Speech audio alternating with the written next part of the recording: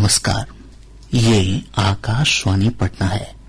अब आप अभिषेक दास से प्रादेशिक समाचार सुनिए। पहले मुख्य समाचार। निर्वाचन आयोग ने बिहार में पिछले 3 वर्षों से एक ही स्थान पर तैनात अधिकारियों के तबादले का आदेश दिया। स्वच्छता ही सेवा अभियान के तहत आज प्रदेश भर में एक दिन 1 घंटा एक साथ श्रमदान कार्यक्रम आयोजित हो रहा है। एशिया के सबसे बड़े साहित्यिक महोत्सवों में से एक उन्मेष की आज से पटना में शुरुआत। देश विदेश के कई प्रतिष्ठित साहित्यकार और कला संस्कृति जगत की दिग्गज हस्तियां होंगी शामिल। और समस्तीपुर के वैभव सूर्यवंशी ने अंडर-19 वनडे क्रिकेट में सबसे अधिक छक्के लगाने का विश्व रिकॉर्ड बनाया। अब समाचार विस्तार से। निर्वाचन आयोग ने बिहार में पिछले 3 वर्षों से एक ही स्थान पर तैनात अधिकारियों के तबादले का आदेश दिया है। आयोग ने इस संबंध में मुख्य सचिव और मुख्य निर्वाचन पदाधिकारी को पत्र भेजकर 6 अक्टूबर तक रिपोर्ट मांगी है। पत्र में कहा गया है कि चुनाव कार्य से जुड़ा कोई अधिकारी अपने गृह जिले में पदस्थापित नहीं रहेगा। साथ ही यदि कोई अधिकारी किसी जिले में 3 वर्ष पूरा कर चुका है तो उसे स्थानांतरित किया जाएगा। केंद्रीय मंत्रिमंडल ने बख्तियारपुर राजगीर तिलैया रेल लाइन के दोहरीकरण को मंजूरी दे दी है। सूचना और प्रसारण मंत्री अश्विनी वैष्णव ने बताया कि इसके लिए 2192 करोड़ रुपए की राशि स्वीकृत की गई है। श्री वैष्णव ने बताया कि कैबिनेट ने राष्ट्रीय राजमार्ग संख्या 139 के Sahibganj Areraj Bettiah greenfield express way खंड के निर्माण को भी मंजूरी दी है। 78 किलोमीटर से अधिक लंबी 4 लेन सड़क के निर्माण पर 3822 करोड़ रुपए से अधिक की लागत आएगी। श्री वैष्णव ने बताया कि ये सड़क पटना और बेतिया के बीच संपर्क को और बेहतर बनाएगी। मुख्यमंत्री नीतीश कुमार आज खगड़िया और भागलपुर जिले के दौरे पर रहेंगे। श्री कुमार भागलपुर में 300 करोड़ रुपए की लागत वाली 59 योजनाओं का उद्घाटन और शिलान्यास करेंगे। वहीं खगड़िया में मुख्यमंत्री 500 करोड़ रुपए की लागत वाली विभिन्न योजनाओं का उद्घाटन और शिलान्यास करेंगे। मुख्यमंत्री विभिन्न योजनाओं के लाभुकों के साथ संवाद भी करेंगे। राज्य में मखाना उत्पादक किसानों को भी अब फसल सहायता योजना का लाभ मिलेगा। सहकारिता मंत्री प्रेम कुमार ने बताया कि राज्य फसल सहायता योजना के तहत पहली बार मखाना उत्पादकों से क्षतिपूर्ति दावे के लिए आवेदन लिए जा रहे हैं। मखाना उत्पादक किसान 31 अक्टूबर तक आवेदन कर सकते हैं। श्रम संसाधन विभाग ने कामगारों के पारिश्रमिक में बढ़ोतरी की है। जारी अधिसूचना के अनुसार अब अकुशल कामगारों को 428 रुपए प्रतिदिन मिलेंगे। वहीं अर्ध कुशल कामगारों को 444 रुपए, कुशल कामगारों को 541 रुपए और अति कुशल कामगारों को 660 रुपए प्रतिदिन मिलेंगे। नई दरें 1 अक्टूबर से प्रभावी होंगी। राज्य के सभी नगर निकायों में सीसीटीवी कैमरे लगाए जाएंगे। नगर विकास और आवास विभाग के मंत्री जीवेश कुमार ने पटना में स्वच्छता ही सेवा कार्यक्रम के तहत आयोजित संवाददाता सम्मेलन में ये जानकारी दी। उन्होंने बताया कि योजना के तहत पटना के हर एक गली में सीसीटीवी कैमरे लगेंगे। इन कैमरों की मदद से सीवरेज, कचरा उठाव और गंदगी की निगरानी की जाएगी। उन्होंने बताया कि इस महीने के अंत तक पटना मेट्रो का परिचालन शुरू हो जाएगा। नगर विकास मंत्री ने कहा कि विभाग में विभिन्न कोटि के 15,628 पदों पर नियुक्ति भी जल्द होगी। स्वच्छता ही सेवा 2025 के 9वें संस्करण के तहत आज राज्यव्यापी एक दिन 1 घंटा एक साथ श्रमदान कार्यक्रम आयोजित हो रहा है।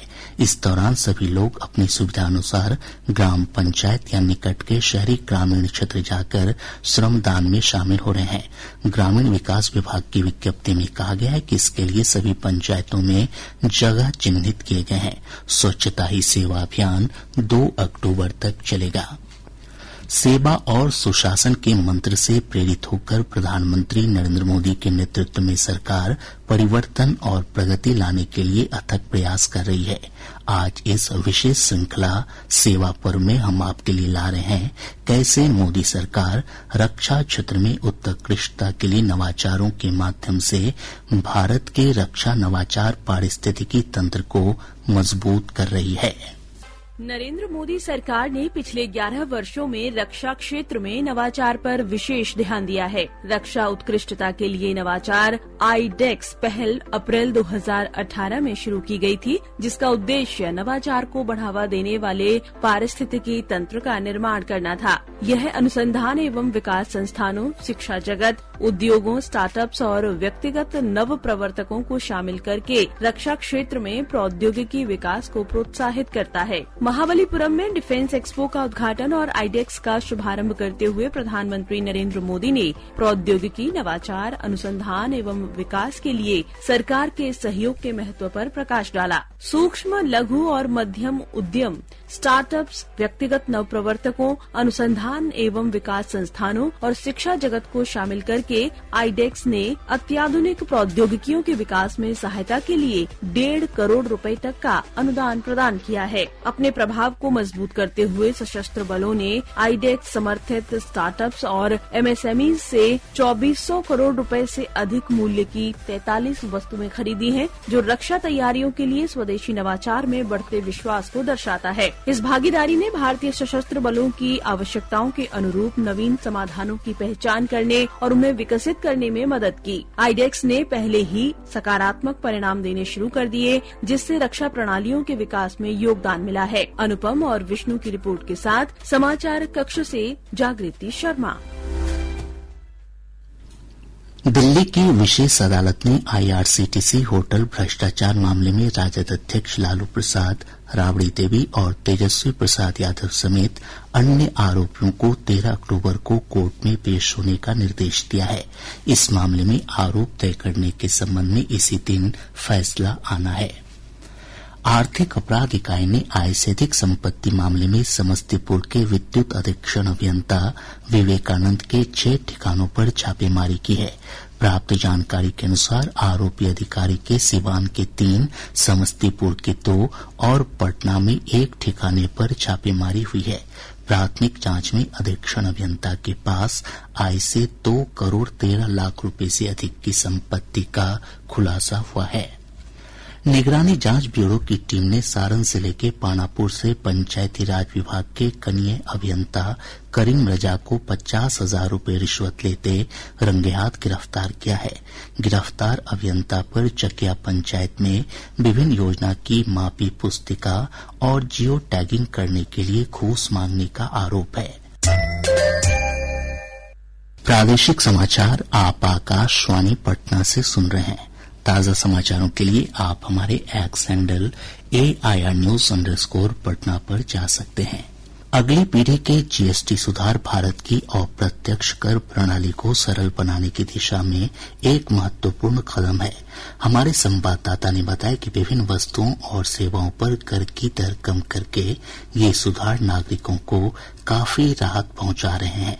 नए जीएसटी सुधारों के अंतर्गत सरकार ने कॉमन अवशेष शोधन संयंत्र पर लगाने वाले जीएसटी को 12% से घटाकर 5% कर दिया है। इन संयंत्र पर टैक्स कम होने से उद्योगों को केंद्रीकृत कचरा प्रबंधन अपनाने की प्रेरणा मिलेगी, जिससे प्रदूषण कम होगा और औद्योगिक क्षेत्र में सतत विकास को बढ़ावा मिलेगा। कम दरों से कचरे की छटाई, संयंत्र संचालन और रखरखाव जैसे क्षेत्रों में हरित रोजगार भी पैदा होंगे। इसी तरह बायोडिग्रेडेबल बैग पर जीएसटी 18% से घटाकर 5% कर दिया गया है, जिससे ये बैग सस्ते होंगे और उपभोक्ता व दुकानदार प्लास्टिक बैग की बजाय इन्हें अपनाने के लिए प्रेरित होंगे और प्लास्टिक प्रदूषण घटेगा। सरकार का मानना है कि कम जीएसटी से अनुसंधान व विकास, बायोपॉलीमर, स्टार्च आधारित और खाद्य सामग्रियों के विस्तार को बढ़ावा मिलेगा।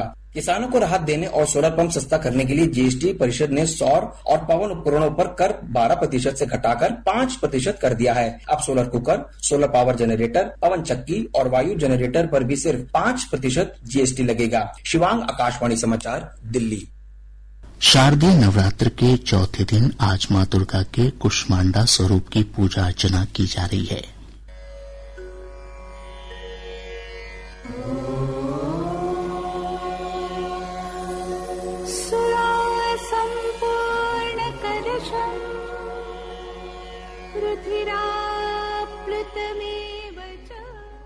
हिंदू धार्मिक मान्यताओं के अनुसार देवी का यह स्वरूप कष्टों और संकटों से मुक्ति दिलाता है।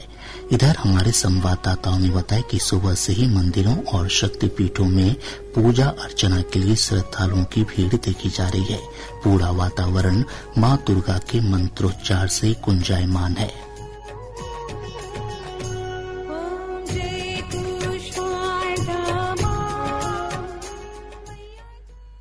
एशिया के सबसे बड़े साहित्यिक महोत्सवों में से एक उन्मेष आज से पटना में शुरू हो रहा है। 4 दिवसीय इस महोत्सव का 3रा संस्करण साहित्य अकादमी द्वारा आयोजित किया जा रहा है। राज्यपाल आरिफ मोहम्मद खां पटना के सम्राट अशोक कन्वेंशन हॉल में इस महोत्सव का उद्घाटन करेंगे। देश विदेश के कई प्रतिष्ठित साहित्यकार और कला तथा संस्कृति जगत की दिग्गज हस्तियां इस कार्यक्रम में भाग लेंगी। संस्कृति मंत्रालय द्वारा आयोजित यह अंतर्राष्ट्रीय साहित्य महोत्सव विभिन्न विषयों पर केंद्रित होगा। केंद्रीय माध्यमिक शिक्षा बोर्ड सीबीएसई ने अगले वर्ष होने वाली 10वीं और 12वीं की बोर्ड परीक्षा की संभावित तिथि जारी कर दी है।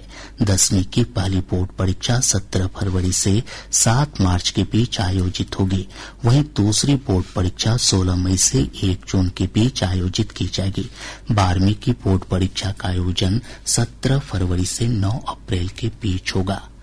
समस्तीपुर के वैभव सूर्यवंशी ने अंडर 19 वनडे क्रिकेट में सबसे अधिक छक्के लगाने का विश्व रिकॉर्ड बनाया है। ब्रिस्बेन में भारत और ऑस्ट्रेलिया के बीच खेले जा रहे मुकाबले में सलामी बल्लेबाज वैभव सूर्यवंशी ने 6 छक्के और 5 चौके की मदद से 70 रनों की बेहतरीन पारी खेली। इसके साथ ही वैभव ने यूथ वनडे में कुल 41 छक्के पूरे कर लिए। इससे पहले यह रिकॉर्ड भारत के उन्मुक्त चंद के नाम था। उन्मुक्त ने 21 मैचों में 38 छक्के लगाए थे। भारत ने सुपर 4 में बांग्लादेश को 41 रनों से पराजित कर एशिया कप के फाइनल में अपनी जगह पक्की कर ली है। कल दुबई में खेले गए मैच में पहली बल्लेबाजी करते हुए भारत ने निर्धारित 20 ओवरों में 6 विकेट पर 168 रन बनाए। इसके जवाब में बांग्लादेश की पारी केवल 127 रनों पर सिमट गई। भारत 12वीं बार एशिया कप के फाइनल में खेलेगा। अब पटना से प्रकाशित प्रमुख समाचार पत्रों की सुर्खियां। आज के सभी समाचार पत्रों ने अलग अलग खबरों को प्रमुखता से प्रकाशित किया है। हिन्दुस्तान की सुर्खी है, बिहार में 84 साल बाद कांग्रेस कार्य समिति की विस्तारित बैठक के बाद ऐलान, बिहार में बनाएंगे महागठबंधन की सरकार। दैनिक जागरण ने लिखा है, चुनाव से पहले बिहार को 6,000 करोड़ रुपए की परियोजनाएं। प्रभात खबर ने मुख्यमंत्री नीतीश कुमार के हवाले से लिखा है, 2005 से पहले की सरकार ने काम नहीं सिर्फ विवाद पैदा किया। दैनिक भास्कर लिखता है, लेह सुलगा, पूर्ण राज्य के लिए युवाओं का हल्ला बोल, भाजपा दफ्तर फूंका, 4 की मौत। और अब अंत में मुख्य समाचार एक बार फिर। निर्वाचन आयोग ने बिहार में पिछले 3 वर्षों से एक ही स्थान पर तैनात अधिकारियों के तबादले का आदेश दिया। स्वच्छता ही सेवा अभियान के तहत आज प्रदेश भर में 1 दिन 1 घंटा एक साथ श्रमदान कार्यक्रम आयोजित हो रहा है।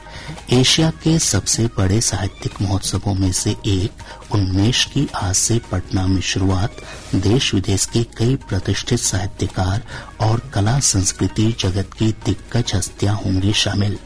और समस्तीपुर के वैभव सूर्यवंशी ने अंडर 19 वनडे क्रिकेट में सबसे अधिक छक्के लगाने का विश्व रिकॉर्ड बनाया। इसके साथ ही आकाशवाणी पटना से प्रसारित प्रादेशिक समाचार का ये अंक समाप्त हुआ। आकाशवाणी पटना से अगला समाचार बुलेटिन दोपहर 2 बजे प्रसारित किया जाएगा। नमस्कार।